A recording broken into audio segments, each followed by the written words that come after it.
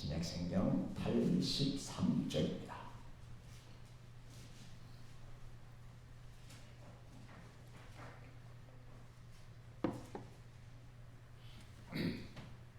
신약성경 83쪽 마가복음 15장 33절에서 41절까지 말씀입니다. 봉독해 드리겠습니다. 제6시가 되매 온 땅에 어두움이 임하여 제9시까지 계속하더니 제9시에 예수께서 크게 소리 지르시되 엘리 엘리 라마 사박다니 하시니 이를 번역하면 나의 하나님 나의 하나님 어찌하여 나를 부리셨나이까 하는 뜻이라. 곁에 섰던 자 중 어떤 이들이 듣고 이르되 보라 엘리야를 부른다 하고 한 사람이 달려가서 해면에 신 포도주를 적시어 갈대에 꿰어 마시게 하고 이르되 가만두라 엘리야가 와서 그를 내려주나 보자 하더라. 예수께서 큰 소리를 지르시고 숨지시니라. 이에 성소 휘장이 위로부터 아래까지 찢어져 둘이 되니라. 예수를 향하여 섰던 백부장이 그렇게 숨지심을 보고 이르되 이 사람은 진실로 하나님의 아들이었도다 하더라. 멀리서 바라보는 여자들도 있었는데 그 중에 막달라 마리아와 또 작은 야고보와 요새의 어머니 마리아와 또 살로메가 있었으니 이들은 예수께서 갈릴리에 계실 때에 따르며 섬기던 자들이요 또 이 외에 예수와 함께 예루살렘에 올라온 여자들도 많이 있었더라. 아멘. 부활절 전주를 우리가 종려주일 이렇게 지키고 있습니다. 종려주일은 사실은 굉장히 기쁜 날이고 환호의 날이고 축제의 날이죠. 예수님 당시에 예수님께서 예루살렘으로 올라가는 그 때에 사람들이 예수님을 환영하기를 호산나 하면서 이제 예수님을 환영을 했습니다. 그러니까 하나님의 이름으로 오시는 이여를 뭐 해달라? 구원해달라. 호산나란 말은 우리를 구원하소서 이런 뜻이 있거든요. 그래서 예수님께서 예루살렘에 들어올 때 많은 사람들이 예수님을 이렇게 환영했다. 이렇게 해서 그날을 우리가 종려주일이다. 이렇게 이제 기념해서 지키고 있습니다. 그런데 성경을 자세히 살펴보면 예수님께서 많은 사람들에게 환영받을 만큼 그렇게 많은 군중 속에서 예루살렘을 들어가신 것이 아니라 우리가 아는 대로 벳바게에서 예루살렘을 올라가는 길은 굉장한 오솔길입니다. 군인들이 다니는 대로가 아니고 오솔길로 해서 올라가는데 뭘 타고 올라가셨어요? 나귀도 뭐요? 새끼 나귀를 탔으니까 이놈이 빨리 갈까요? 늦게 갈까요?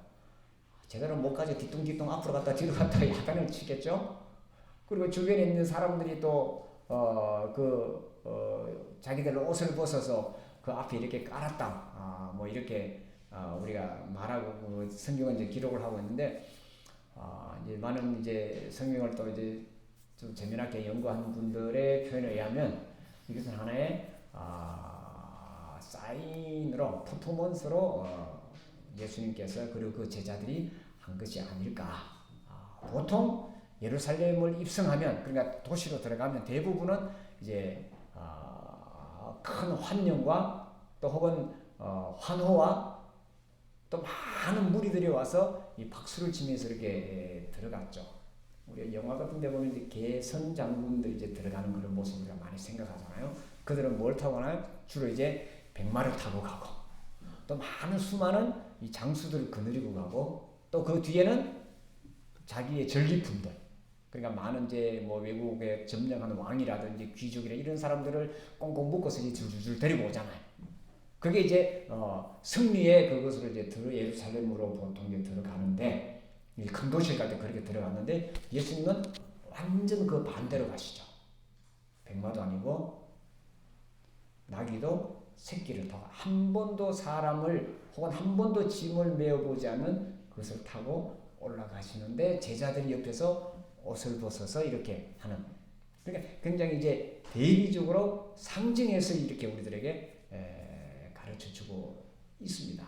즉 예수님께서 예루살렘으로 올라가신 것은 승리나 전쟁이나 혹은 큰 권력을 잡고 새로운 세상을 뒤바꾸기 위해서 가신 것이 아니라 겸손하게 또 평화를 위해서 또 순종을 위해서 또 우리가 종료주일에 늘 생각하는 것처럼 십자가를 위해서 가셨던 길이죠. 자, 그런데 무리들은 예수를 향해서 호산나라고 외칩니다. 주의 이름으로 오시는 이여 우리를 구원해달라. 다윗의 자손이여.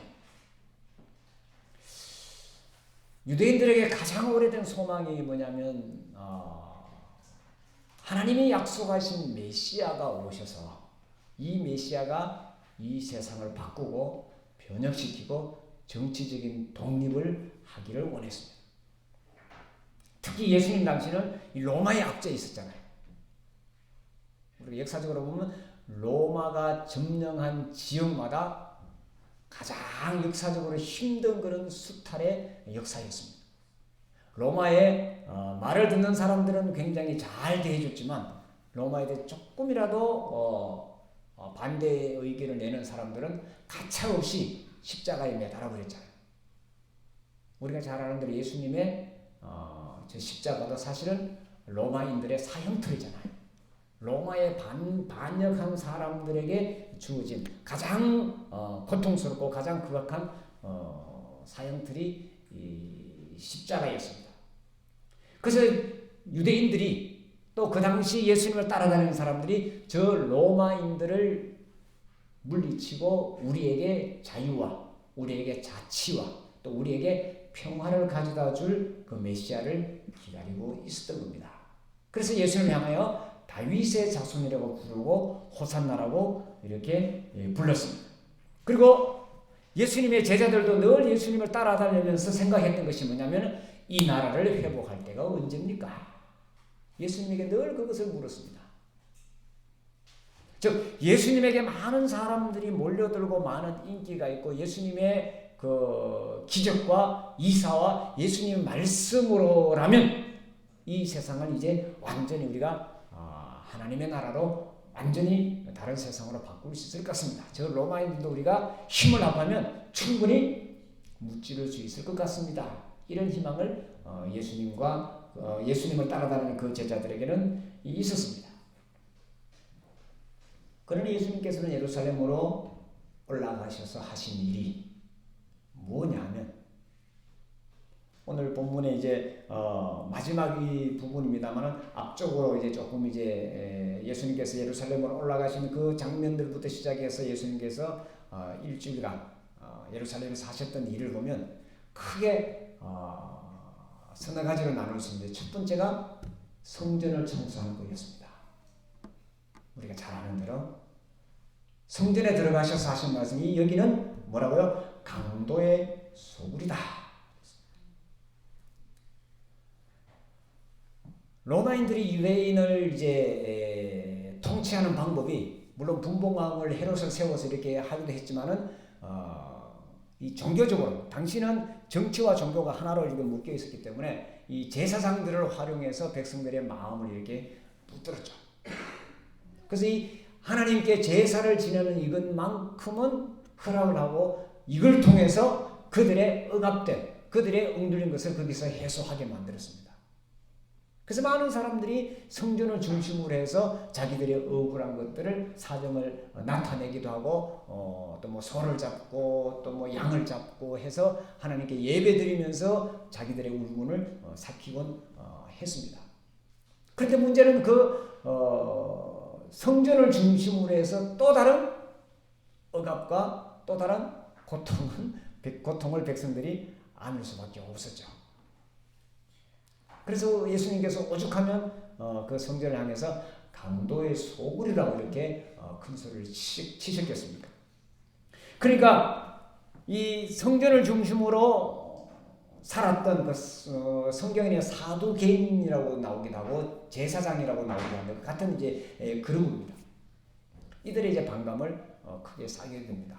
예수님께서는 제사가 필요 없다라고 말씀을 하셨죠. 하나님께서는 제사를 원하시는 것이 아니라 뭘 원하신다고요? 인애를 원하신다. 사랑을 원하신다. 그 이사야의 이제 그 700년 800년 전에 이사야가 똑같은 말씀을 하셨죠.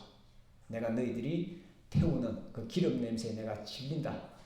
흘리는 피 냄새에 내가 구역질이 난다. 이제 제발 좀 가져오지 말고 그걸 나에게 가져오지 말고 내가 원하는 바대로 살았으면 좋겠다. 사랑과 평화와 평등과 억압을 너희에게서 물리치는 것이 바로 나에게 나온 것이라고 이미 수백 년 전에 말씀하셨는데 예수님께서 직격탄을 날리죠. 성전에 들어가서 채찍을 만들어서 양을 파는 사람, 소를 파는 사람 다 쫓아내고 환전상을 뒤엎고 비둘기를 다 날려보내고 이것이 예수님께서 하셨다 하는 첫 번째 큰 사건이었습니다. 또 예수님께서는 평소에도 그렇지만 예수님께서 안식일에 이렇게 올라오시고 이 유대인들과 그 교류를 하시면서 하셨던 것이 이 안식일, 즉 하나님께 예배하는 이 자체를 아무것도 하지 않고 그날은 쉬어야 된다는 이 날을 거부하셨습니다. 안식일이 하나님을 위해서 있는 것이 아니라 누구를 위해서 있다 그랬습니까? 사람을 위해서 있다. 안식일의 주인은 사람이다. 굉장히 혁명적인 말씀을 하셨습니다. 그리고 유대인들이 그렇게 금과 옥조처럼 여기던 그 율법과 법률과 전통을 싸그리 다 폐기하시면서 그들을 향해 독사의 자식들이라고 굉장히 비난을 많이 하셨죠. 그리고 하나님이 심판하신다고 그들이 말하는 그것들을 예수님께서는 거꾸로 아니야. 하나님은 심판하시는 분이 아니라 구원하시는 분이죠. 하나님은 진노하시는 분이 아니라 하나님은 우리를 뭐 하시는 분이라고? 사랑하시는 분이죠. 이렇게 예수님께서는 가르치신 거죠.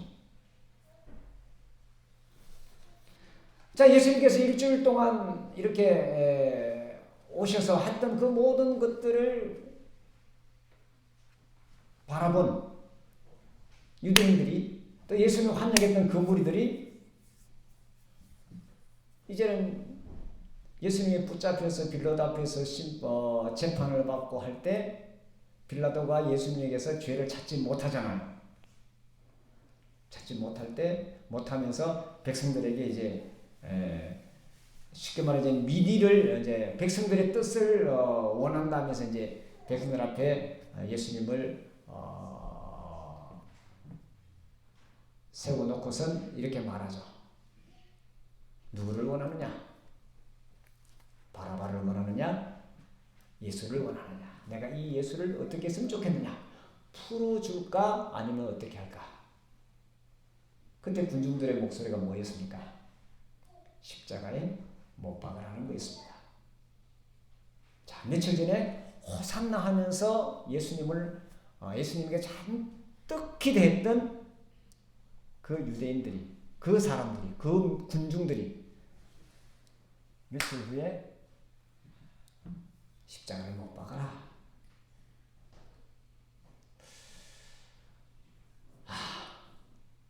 자, 결국 예수님께서 이제 십자가를 치고 가시는 장면이 우리가 이제 마가복음 같은 게 15장에 자세히 나와 있고, 뭐 누가복음에도 있고, 요한복음에도 있고, 마태복음에도 이렇게 잘 나와 있습니다. 그것은 여러분들이 이번 주간을 지내면서 한번 세세 읽어보시기를 바라고. 자, 오늘 이런 이제 여러 가지 과정 속에서 이제 예수님이 이제 십자가를 지셨는데 십자가 위에서 하셨던 말씀들이 있잖아요. 그 말씀들 가운데 여러 말씀 일곱 가상칠언을 해서 이렇게 우리가 이제 외우기도 하고 갖고 있기도 하고 하는데 가장 유명한 말씀 중에 하나가 엘리 엘리 라마 사박단이라는 말씀이죠. 그러니까 우리가 이제 성경의 기록은 헬라어로 기록되어 있습니다만은 우리가 예수님께서 늘 사용하셨던 그 아람어로 예수님께서는 말씀을 하셨던 것 같고요. 누가 마가가 이제 기록을 하고 있고 또 마태가 그것을 그대로 전승해서 마태복음에도 같이 이제 나오고 있습니다. 그러나 누가나 요한복음에는 이 예수님의 이 말씀이 십자가에서 이 말씀이 안 나오고 다른 말씀이 이렇게 나와 있죠. 자, 시간 오늘은 이제 엘리엘리라마 사박단이라는 이 말씀을 좀 새롭게 한번 해석을 해보려고 합니다. 아마 제가 여러분들에게 말씀을 드렸고 이 해석이 오히려 예수님의 그 길을 더 빛나게 하는 것이 아닌가라는 그런 생각을 해봅니다. 자, 우리 성경에는 이렇게 되어 있습니다. 엘리엘리 라마 사박단이 이를 번역한 즉 이렇게 되어 있죠. 이를 번역하면 나의 하나님 나의 하나님 어찌하여 나를 버리셨나이까 하는 뜻이라. 엘리엘리는 이런 이야기입니다. 엘로이 엘로이 뭐 이렇게 이제 풀어서 할 수 있는데 말 그대로 나의 하나님이죠. 엘이 하나님이고요. 로이 뭐 이 뒤에 이제 전미사가 붙어서 이제 나의라는 거를 이제 엘이 하나님 나의 하나님 나의 하나님. 예수님은 하나님을 한 번도 야훼라고 부르신 적이 없습니다. 여호와라고 부르지 않았습니다. 참 이것도 또 재밌고 이제 나중에 여러분들이 한번 연구를 해보시면 좋습니다. 유대인들은 늘 여호와, 야훼라고 불렀는데 예수님은 하나님을 엘이라고 부릅니다. 이것도 이제 이 전통이 이제 여러 이제 전통 속에서 이제 그걸 예수님께서 부르시죠.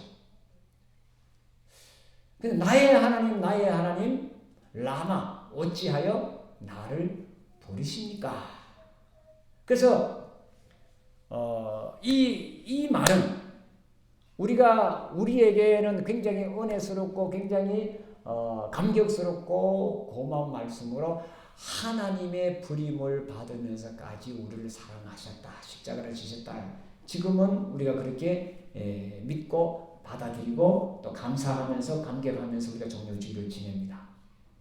그런데 이것을 한 걸음 더 들어가 보면 이것을 이제 과연 예수님께서 십자가를 지시면서 하나님을 원망하고 돌아가셨는가?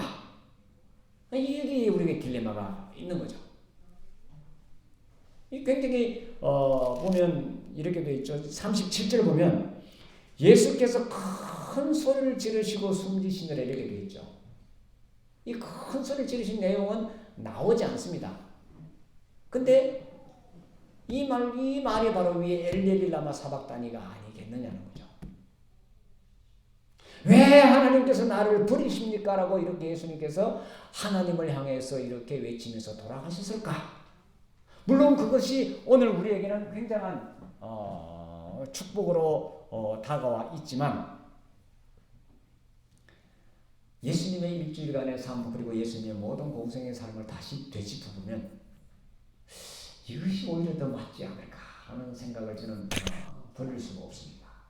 먼저 예수님께서 겟세마네 동산에서 기도하신 기도의 내용이 있잖아요. 하나님, 할 수만 있으면 이 잔이 어떻게 해요? 내게서 지나갔으면 좋겠습니다. 이렇게 기도하죠. 예수님은 십자가를 원했습니까? 원치 않았습니까? 원치 않았습니다. 모든 인간이나 모든 이 땅에 있는 생물들은 고통을 기꺼이 받아들이는 그런 존재는 아무도 없습니다. 자발적으로 받아들이는 것은 없습니다. 운명이요, 사명이요, 이것이 나에게 주어진 하나님의 뜻이라면 그것을 기꺼이 가지만 그 외에는 모두 다 피하죠. 그 이야기입니다. 그러니까 엘리 엘리 라마 사박단이라면 하나님 왜 나를 버렸습니까? 원망하며 예수님께서 돌아가신 것이 아니라 좀 다르게 한번 보자. 그래서 이것을 고민하던 많은 학자들 중에 어떤 분은 예수님께서 아람어로 말씀하셨으니 헬라어로 이것을 기록하고 또 이것을 다시 하다가 아마 조금의 착오가 있지 않았었나 이렇게 이제 해석하는 것을 저는 굉장히 좋게 받아들이고 있습니다. 뭐냐면 엘리 엘리라는 말은 똑같습니다. 나의 하나님 나의 하나님. 근데 라마라는 용말이 두 가지로 쓰인다는 거죠. 어찌하여라는 의문사로 쓰이기도 하고 거기서 조금 더 강조하면 감탄사로도 쓰인다는 거죠. 똑같은 뉘앙스인데 한쪽은 답을 못 찾아서 어찌해서 나를 버렸는지 이게 한탄과 원망 속의 말이 되고 또 한쪽은 그렇지요 맞죠 이것이 정말이죠 이런 확신 속에 예수님께서 말씀하셨다는 거죠. 자, 그 다음에 말이 뭐냐면 사박단이라는 말인데 이 말은 우리가 왜 나를 버리셨습니까? 라고 이렇게 우리가 해석을 합니다만은 왜 나를 버리고 왜 나를 방치합니까? 이렇게 우리가 이제 해석을 하지만 그것을 다른 말로 이렇게 싹 우리가 영어 단어를 보면 여러 가지 뜻이 이렇게 단어에 나오잖아요. 무슨 뜻이 있냐면 나를 붙든다라는 그런 의미가 있습니다. 방치하고 버린다라는 그것이 아니라 용납한다, 허락한다.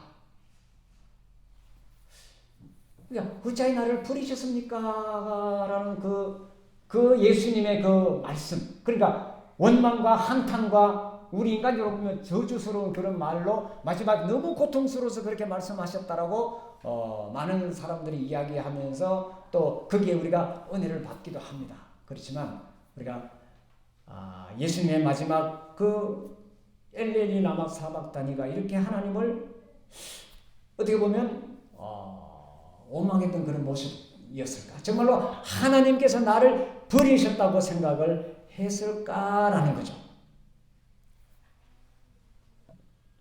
그 이전에 우리가 이 성경을 본다거나 또 우리가 위대한 역사의 인물들을 이렇게 볼 때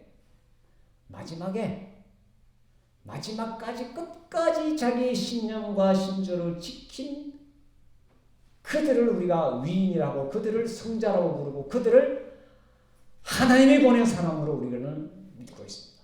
내 목숨을 내놓아도 나는 이 일을 간다라고 간 사람들을 따라서 우리가 가고 있잖아요.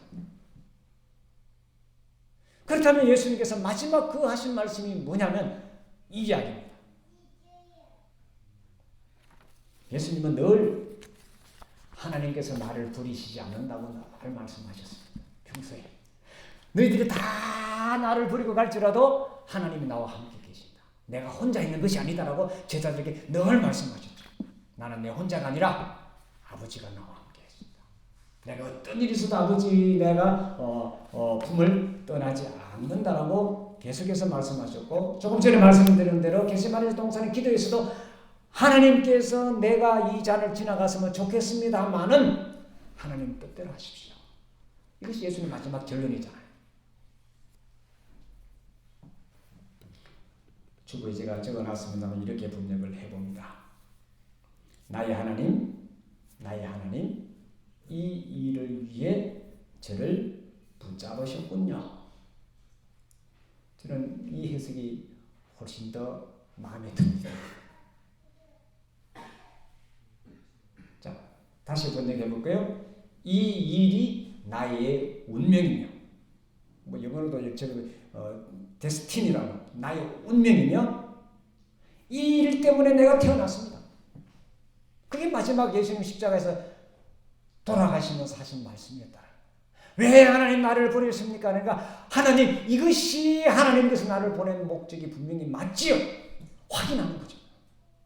겟세마네 동산에서도 마찬가지. 내가 이걸 지나갔으면 좋겠습니다. 계속 확인하잖아요. 근데 아버지 뜻이 뭔지 내가 알았습니다. 그리고 마지막 고통 속에서도 마지막 확인했던 것이 이것입니다. 하나님, 이것이 내 일이 맞지요. 이 죽음이 헛된 죽음이 아니죠. 그 이야기입니다.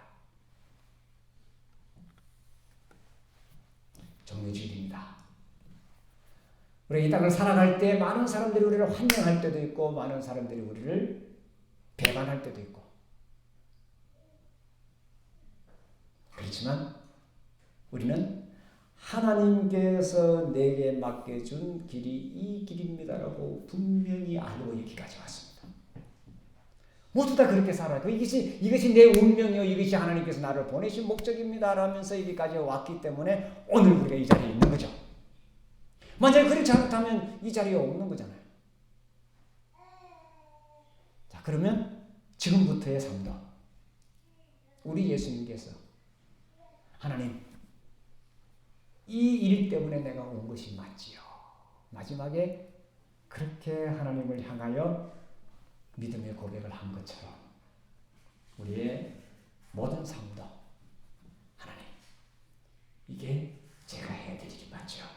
제가 일 때문에 왔지요? 이렇게 묻고 또 묻고 대답하면서 우리의 마지막을 보낼 수 있는, 이 일 때문에 나를 지금까지 하나님께서 나를 붙들으셨군요. 이 아름다운 고백이. 그리고 그 일들을 또한 찾고 찾아가는 우리 삶이 되었으면 참 좋겠습니다. 기도하겠습니다. 주님, 우리 예수님께서 엘리 엘리 라마 사박다니 하시며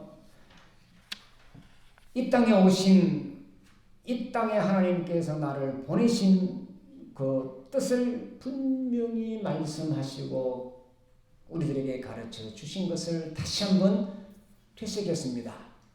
극한의 고통 속에서도 하나님께서 나에게 보내신 일이 이 일 때문입니다라고 고백했던 그 예수님을 따라 우리도 이 땅에 사는 모든 순간순간 하나님의 뜻을 알게 하시고 그 하나님의 뜻을 쫓아갈 수 있도록 도와주시고, 또 마지막 그 순간에도 하나님을 향하여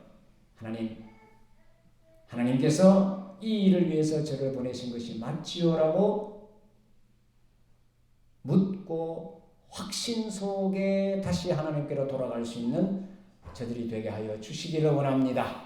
예수님께서 마지막에 다 이루었다 하시면서 하나님 품 안에 안긴 것처럼 우리 생애의 마지막 날 다 이루었습니다.